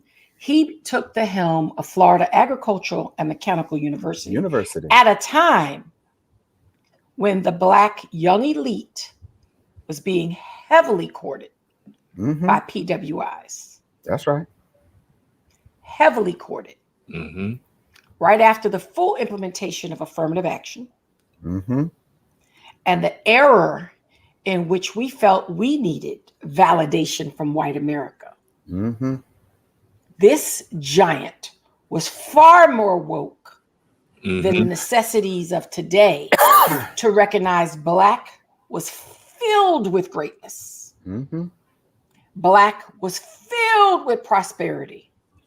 And he laid a vision and a foundation after being recruited by his alma mater back in 1985, to where Thomas and I have the privilege of being his first class. Freshman class. That's right. That he personally recruited. That's right. Because the class 85 will, try to raise up. Honey, I got my facts because I did his centennial yearbook. Thank you. As his yearbook editor. As a freshman. In which I had a full And page, by the way, for couture models. It was my full friendship headshot. has Thank its you. privileges. Thank you, Sharon. But let's be clear, right? Before we can even think of the current time, this man, well over 35 years ago, had the vision, had the insight, had the moral turpitude And audacity. to see greatness in everybody in this 4 block, Mm-hmm. in everybody on this feed, in understanding what is possible. He didn't dream it. Yeah. Nope. He freaking did it. He sure did. And I'm gonna tell you right now. Hold on. Okay, Sharon, come on. He walked the streets. You Did. get to close the show, sweetie. You can take as much time as you want. Mm-hmm. He gets to walk. He walked the streets from Miami to Chicago to Detroit Finding. to everywhere in between. He crossed over in places that the South never crossed over, particularly Florida Agricultural Mechanical University, to see the greatness of all Black teenagers, to say, I want to pluck the greatest. And we were the hellions amongst hellions. Ooh. We demanded stuff beyond the norm. And he indulged us. He entertained us. He gave us his blessing. He allowed us to dream beyond dreams in the way that we didn't even recognize Tom. At a time where people can look and admire him from afar, those of us that were actually able to sit at his feet, to be touched, to be blessed, to be lifted, he changed lives beyond lives. I love all the love that I get across the nation, across the world, but I am not who I am today. I am not who I am today if Frederick Stephen Humphreys, Dr. Frederick Stephen Humphreys, did not see in me what I was not able to see in myself as a teenager. And I was probably his worst scholar. I did not play by any rules till to this day. That's true. Still to this day, I own it. But I will cherish his gifts that he gave to me and what I will become, even as an old lady, in his memory, because of the gift, the belief. I'll go on record. He introduced me to my Blackness. So many people don't even understand first generation Americans. We assume first generation college students. I'm a first generation American. I'm a first generation Black American. When he knocked on my door, my mama said, "You ain't going to no FAMU. What's a FAMU? You ain't going to no FAMU. What's a FAMU?" My wife still calls it FAMU. Harvard and Princeton and all these. What the hell is a FAMU? Why are you entertaining this man? He knocked on my door unannounced. No invitation. And I was on punishment. Of course you were. My mother would not open the door. I said, "Mom, this is an adult. I think he's the president of some college. I don't care, y'all. You was on punishment, and we not entertaining nor visitors." I was like, "Look, chick, I don't know who behind this door." We still didn't know who it was, Tom. How long did y'all leave him out there knocking? Child, the story changes every year. I'm 52. I think I'm actually 53. But all I know is eventually we opened the door and he just had this. First of all, he's 6'7". I'm 5'3". Right. Gigantic. My mother ain't 5'5". Okay. He's a titan. Yeah. And again, I'm on punishment. Barbara don't give a bloop who you is at her door. You don't give a strike. With her hellion teenager who I could not be tamed. Okay. This man was at the door like, "Is Sharon let me home? Who is this man at your door? Who is this man?" I want to just, I apologize to him so many times. He was like, we worked it out. This woman was insistent that this man was not coming to the house. He came all the way from Tallahassee. Where is a Tallahassee? I don't know what a Tallahassee is. We here in Miami. We in Florida. Florida is all of Miami. That's all my mother knew. She from Costa Rica. God bless her. She miss FAMU now. She like, what's a Tallahassee? The capital is Washington, D.C. What the hell is a Tallahassee? So I think about what he endured for all the people that's like, oh, we were so honored. No, he went to some bullshit in my house. Okay, he went to some straight up bullshit. And he was persistent. All the way to, you can't act like you want me. I remember in 1990 time, you remember like it was yesterday. I got in good with his sister, Dr. Mona Humphreys Bailey, the late Dr. Mona Humphreys Bailey. She was Miss FAMU and went on to be the national president of our illustrious sisterhood. Right before I was initiated, I went to him. That was story number one. Story number two is, what? I think I run for national office for what? My sorority. Oh, great, baby. No. Your sister throwing me a reception. What Mona doing? Look, just give me the university car. I just need the Ford Taurus with the seal. It's in Miami. I got to roll up right. You ain't taking my car. Look, I already told Mona you was supporting this. What you told my sister? Well, no problem. I'll tell her that you said I couldn't bring it, and just tell her to move on with her. Wait. Who driving? Me. Girl, get out my face. You 20 years old. I got a license. Pulled out my license. This is again 1990. We had our university car in 1990. Mind you, it's 2021. Was a Ford Taurus. Little did Sharon Letman know at the time it had no freaking air conditioning. But it had that seal. And it had a seal. It had a seal. Daryl Jones know what I'm talking about. It had a seal so big. It was a white Ford Taurus with a giant FAMU seal. And the convention was at the Miami Convention Center. Mind you, I went to Miami Killian Senior High. Sharon drove to there, sweaty and all, windows down. I parked the shit in reserve parking in the front door of the Miami Convention Center. 1990.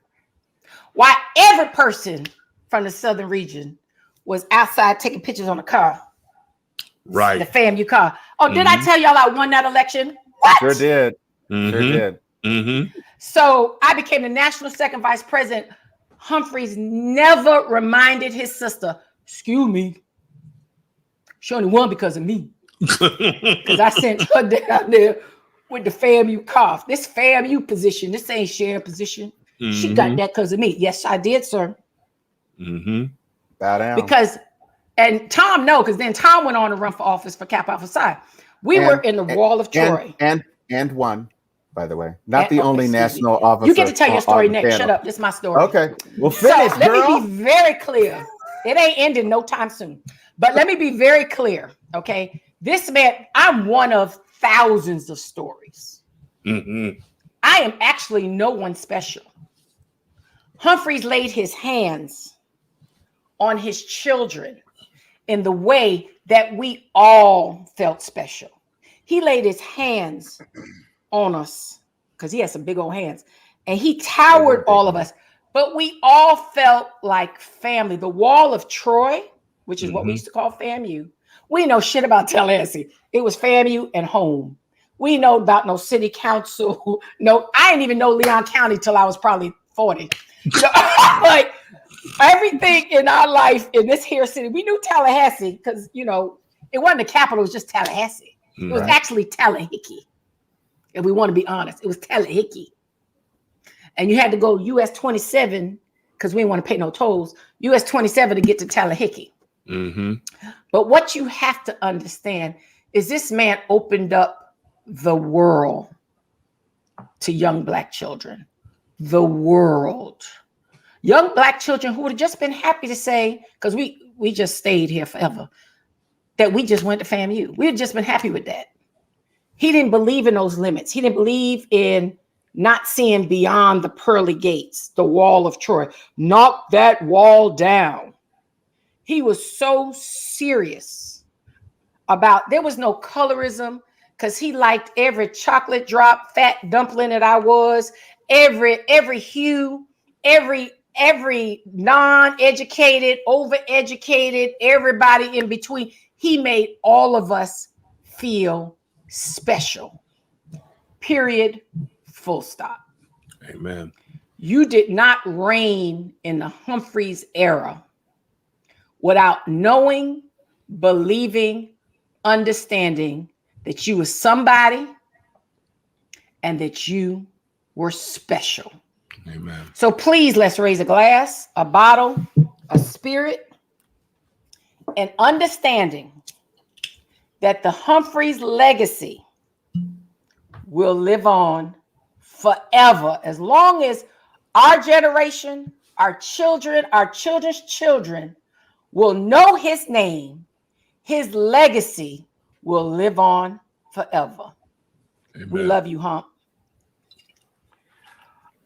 I'm gonna Daryl Jones, I'm turning it over to you. Daryl Jones, please post his full itinerary for everybody that's watching so they know when they can catch his services. Right. He has a long legacy all the way to TSU, but he's doing his family's doing FAMU July 8th, 9th, and 10th before he takes on the road to TSU and then on to Pittsburgh to be laid to rest. God bless you, Thomas Lee Cunningham. I will just say that one of the things that astounded me about President Humphreys is that I had the pleasure of traveling with him. I was in the FAMU Connection. I got into the FAMU Connection my freshman year. And instead of going home for Thanksgiving, we would do this recruitment tour. And so we would hit Tampa, we hit Orlando, we hit Miami. And he'd have a hotel ballroom with a big bear and a beef and other food. And we'd come out and we'd do our dance and songs. And we did this performance to entertain the masses. And then he would rise from his table and he had an envelope and he said, "This is $250,000. And I have it for Joy Stevens." and people are just, I mean, literal gasps, because there were bunches of kids there. But that $250,000 scholarship, he called them Life Gets Better scholarships. This was a man who said, "I'm not going to let Harvard get the best of our people on some pennies and then take them away from our community." And I had a 1400 SAT score. I was a National Achievement finalist. And SBI gave me a full ride. I was the second Ebony Star scholar. Actually, one of the first two Ebony Star scholars. Full 4-year room and board, everything. The person who would become my line brother, Milford Chavou, was one of the people who got a Life Gets Better scholarship. Now, this was a scholarship for like engineering, like what would become known as STEM. You got all of your tuition paid, plus you got 4 internships at a major engineering related manufacturing company. So Honeywell was where my Sans got his internship. And basically, if you stuck with it and maintained what you needed to maintain in order to maintain your scholarship and you succeeded at your internships, you could walk out of school with a 5-figure job. Now, 5 figures in 1990, that was balling. I mean, for a lot of people, 5 figures today is balling. But I'm saying you're a kid, 21, walking out of college with a guaranteed job, with an unlimited track for advancement. And this is what he created. SBI was a locus of talent. People from the Midwest. I graduated high school outside of Chicago. So the Midwest was a place where a lot of people were coming. So Shaker Heights, Cleveland Heights, Detroit, Chicago, all these kids, New York, coming from the North, coming down to FAMU to be a part of the excellence. And when I tell you that this man standing up at convocation in the packed Jake Gaither gym, which they don't even hardly use for nothing anymore because we have a much nicer, prettier, more beautiful place, the Al Lawson Center. But when I tell you Jake Gaither was rumbling with people sitting on bleachers. And when the clouds gather and this man is speaking, and we will strike, and strike again. And that was not 2 words at the end. It wasn't strike again. It was strike again. And when I tell you, the house would explode because the energy that this man brought to what his job was. And it wasn't just to be the president. A lot of HBCU presidents, you know, it's one of those things where, and he came from another HBCU. His presence on our yard was transformative. It was absolutely transformative. And he was a man of science. He wasn't, you know, one of those, he wasn't a humanities professor, okay? This is a man who really had his bona fides in the academic pursuit of science. And so to see that focus and to be on that yard, and basically because we got to know each other through the FAMU connection, he ended up using me as kind of an ambassador to the FAMU industry cluster. So when the industry cluster would come to FAMU at homecoming, he would have Tom Cunningham get up and speak, and he'd pair me off with some folks, and I would take them around campus. I would give them campus tours. I was, one of those, that shiny penny who could, really represent what the kids on the yard were doing and such and such. And so we developed an ongoing rapport over the years. And then I ended up being on the Honda Campus All-Star Challenge team. And it was the second year of the program. And my other great mentor at Florida A&M University, Colonel Bernard Hendricks, made sure that FAMU was involved in Honda Campus All-Star Challenge. And that year, we didn't lose a game all the way up to the championship. We ended up being the national champions. And Dr. Humphreys came out to Los Angeles to support our team. And when we came back, you would have thought we had just won the damn Olympics. I mean, he set it out. And when we didn't get any individual sort of recognition for ourselves, Dr. Humphreys and Colonel Hendricks made us rings, championship rings. And under the leadership of who? Frederick Humphreys and Colonel Bernard Hendricks. The team? The team. Wait, what? Dr. Vivian L. Hobbs. Oh, of course, Dr. Vivian L. Hobbs, Absolutely. Chuck's mother, my second mother, who, by the way, is the all-time winningest coach in the history of Honda Campus All-Star Challenge. Just in case you were wondering, Y'all get one of these. I did get one of those. I sure did. But I also got a ring I can wear. So I got it 2 times. And when I changed my major, because I decided I didn't want to be a business major, and so therefore I was going to lose my scholarship. Dr. Frederick S. Humphrey said, Thomas, you are not going to pay a dime in tuition. And he continued my scholarship. And y'all, I graduated with 180 credits. So it wasn't a short journey. Yeah. Just going to tell you right now. Yeah. I took everything. I was a business major for 3 years, and I ended up with a degree in broadcast journalism. So there was a lot that I didn't have. So when I tell you that it was that year when we won Honda Campus All-Star Challenge, and we also won the MEAC football championship, and we also won MEAC tennis, and we also won basketball and baseball, I think. It was a whole lot. We were named College of the Year. College of the Year, not HBCU of the Year, not number one school Southern in Tallahassee. University, No, Right. College of the Year. Period. U.S. News and World Report and Time Magazine cover article. And there was a banner that he made. And when I graduated, I don't know about the rest of y'all, because every president, gives you your diploma and a handshake. That man embraced me on stage and hugged me. Me and Tony Ezel, and it was one other person in our class. And it was a thing. It was a whole entire thing. And when you saw this man walking around campus, it wasn't just, some people are kind of aloof or whatever. Dr. Humphreys would engage you. Dr. Humphreys would ask about your circumstance, how you were doing in classes. And he knew he had an uncanny ability to interface with the students he was born to serve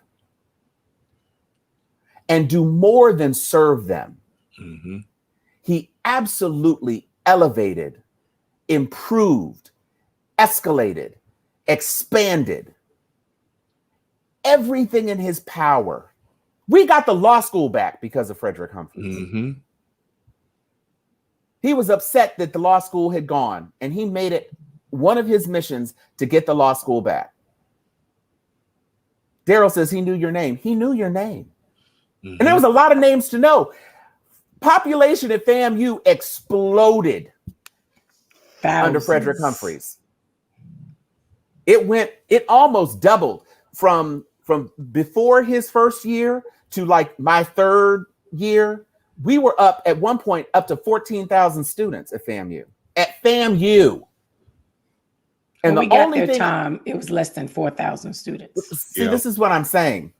And the only thing I hate about my time at FAMU is that them new sexy ass dorms they got were not around. Because I'll tell you right now, as much as I love the campus, and I loved my time at SBI, and I was a student tour guide at SBI as well, and knew everything about FAMU and all that stuff. Because let me tell you, Pattyfoot was a culture shock, because Pattyfoot was not the business.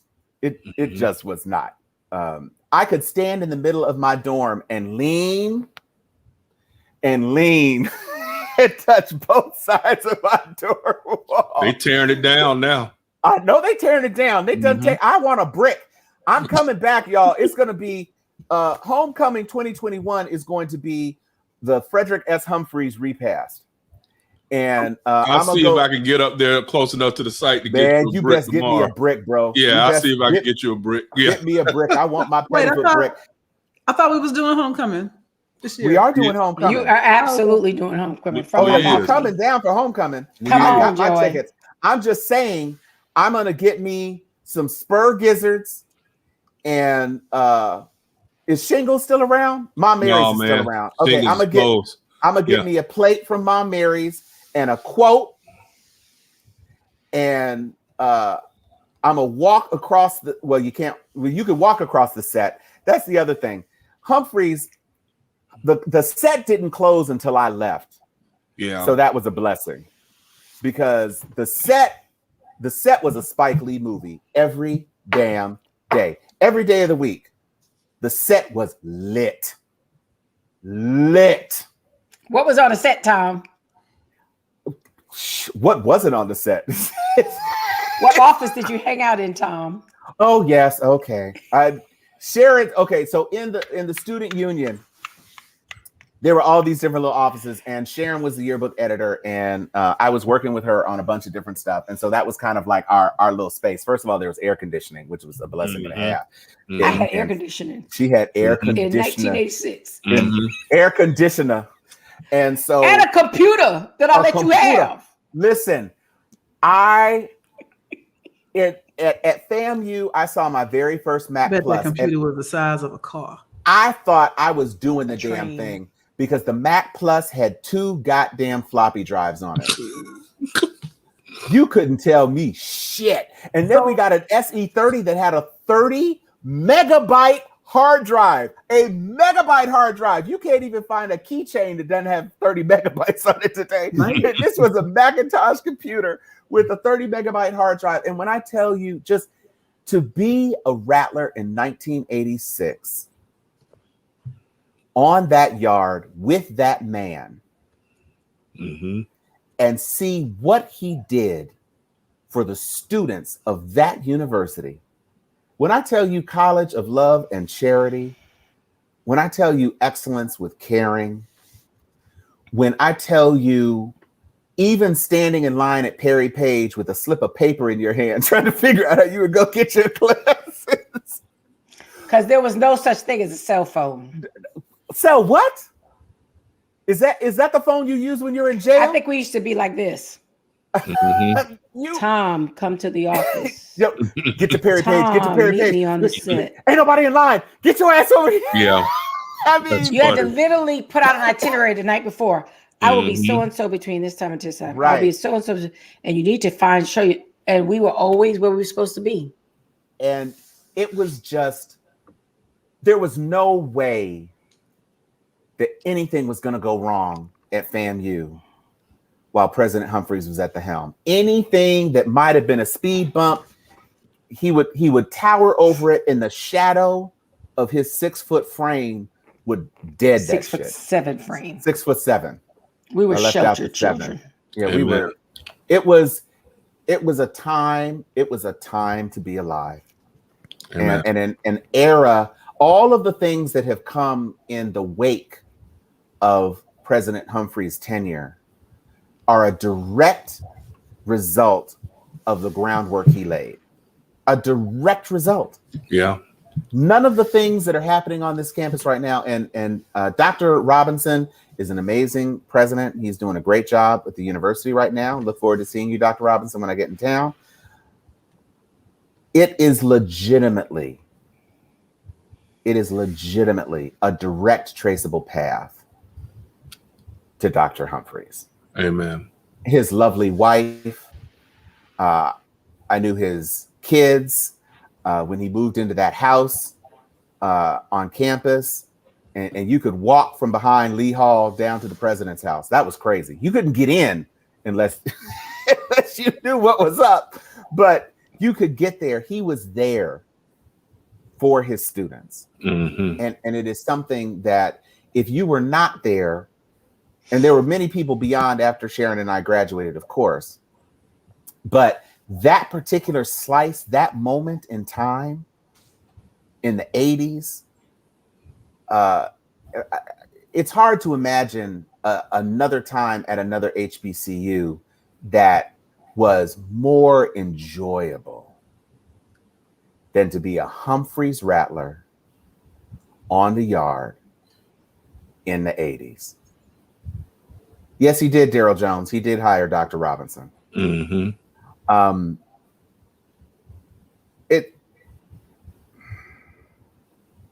We have lost a titan.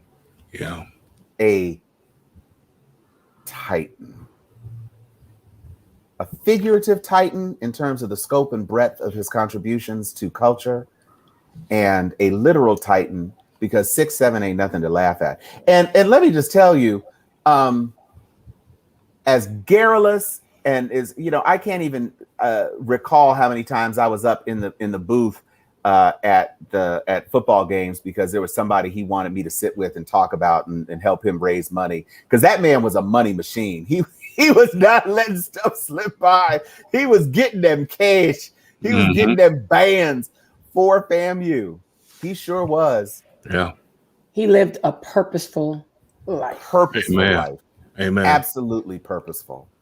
And we are at 2 hours, but we needed to dedicate this time. This is one of the reasons why we came back this week, because we had to be able to give this man his flowers. And as much as we loved him and adored him and gave him his flowers while he was with us, there are not enough petals to be laid at his feet, because he was absolutely remarkable. Amen. Absolutely remarkable. Mm-hmm. Amen. Go lay down. Go lay down. I want you to go and lay down. Go lay down. Go lay down. Go lay down. Lay down.